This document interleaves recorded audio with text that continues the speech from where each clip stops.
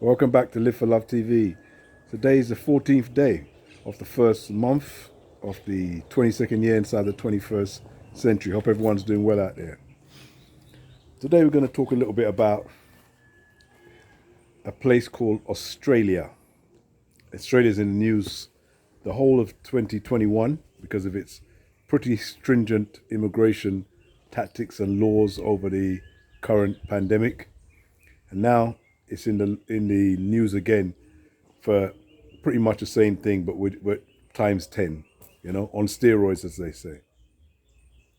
Now we know that over the last 250 years ago, Britain controlled totally Australia, and there were indigenous people there who they displaced in order to put their criminals and their mentally insane. I bring that up because you can look it up yourself and see exactly if what I'm saying is correct. But I bring that up because it seems that the criminals and the mentally insane are showing themselves. Now they think that everything that they do is fine by everybody. But this is personal now when I say Australia's been a place I've never wanted to visit. I would have visited apartheid South Africa 10 times before I would ever visit Australia. Australia to me has always been what it's showing itself to be. Some of the behavior, when you listen to some of the Australian people currently with their immigration policy and how they make it seem like they've been on this in that place for thousands of years and they're trying to protect something. They've been there such a short period of time in the annals of history. And the things that they've done to the indigenous people there are, I shouldn't say unforgivable, but unforgettable. If you look it up in history, some of the things that they've done and are still doing, and even during this COVID period, apparently still interning people, almost like Nazi Germany. Now they've taken the number one tennis player in the world, and they've treated him as if he was just, some little throwaway person. This is someone who has graced their country and won the biggest tournament they probably have in their country 9 times. Somebody they should be walking around and parading as a hero, they're treating like a criminal. Only a criminal could do something like that. And I don't take that back. I don't mince words. Only a criminal would treat a decent person like a criminal. This is why I say they're showing their true colours. A man wins the Australian Open at, I think at the Rod Laver Stadium, one of their greatest ever tennis players. 9 times. No other person. I mean, he should be given the keys to the city. And they're talking about not only deporting him, but they've locked him up once and then locked him up again. These are people, and I'm generalizing here because surely I accept there are people in Australia and Australians themselves who are not like this, who have decent characters. But they're obviously in the minority and they're not protesting enough. They should be protesting. They should have been protesting when they were being mistreated like criminals for not doing what the Australian government at the time thinks is the right thing. They've got the least amount of freedoms throughout the whole of these pandemics. You look around every country, and this is not my words. Everybody's said it. Out of all the countries on the planet, the least amount of freedoms has been had by the Australian people, and now they're turning that on the number one tennis player in the world, and the whole world is seeing the Australia that I never ever wanted to visit. Now, this Australia, to me, is an apartheid Australia.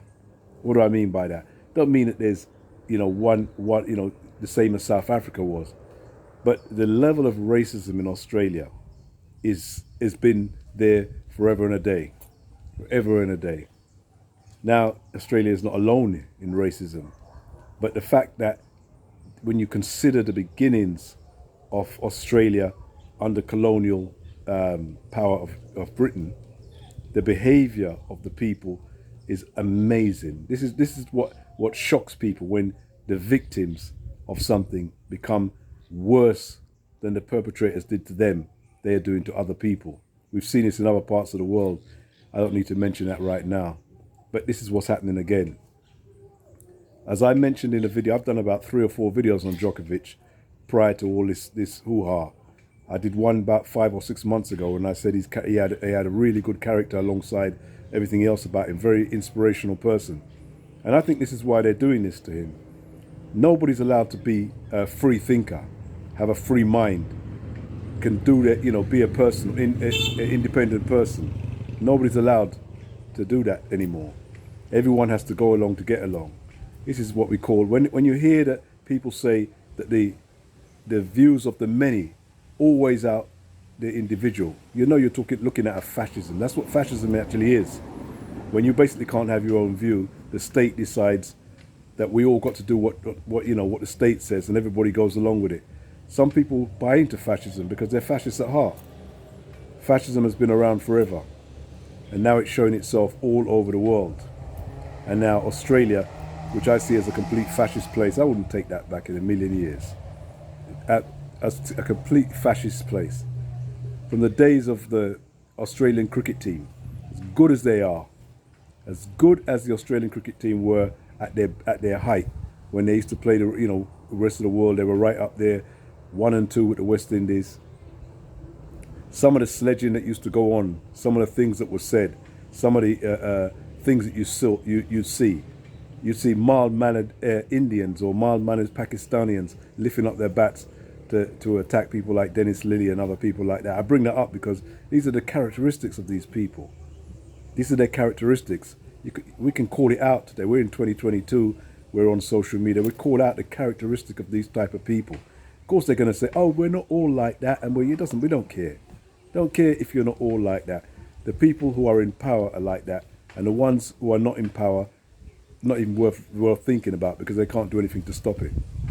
So we're going to watch on and on as this goes. But if they do end up deporting, if he does lose his case, and I don't know if he will, if they do end up deporting him, imagine this. Because they say he's breached something that the court originally says he hasn't, he would be banned for 3 years from the country. The so-called greatest tennis player to ever grace their place right over there in Australia, in the Australian Open, will be banned for 3 years, as a common criminal. That's what you do to criminals, isn't it? How can you treat someone, as I said, how can you treat someone like that? Someone who should be given the keys to the city. This is what they want to do. And they keep talking about, oh, he shouldn't have done this and he shouldn't have done that. It's when you don't like someone, when you want to do something, you can bring up any excuse. I can do the same thing. We can all do the same thing. You can all look at something that somebody hasn't done. You can look at something that this leader did or this person said or where they were on this particular date. Once you don't like them, that's what you do. And this is exactly what's happening to Djokovic. And we support Live for Love TV. I've supported him 6 months ago, long before I even knew whether he was jibby-jabbed or what his views were on it. We supported him and we're going to continue to support him. So take care. Live for Love TV. See you soon.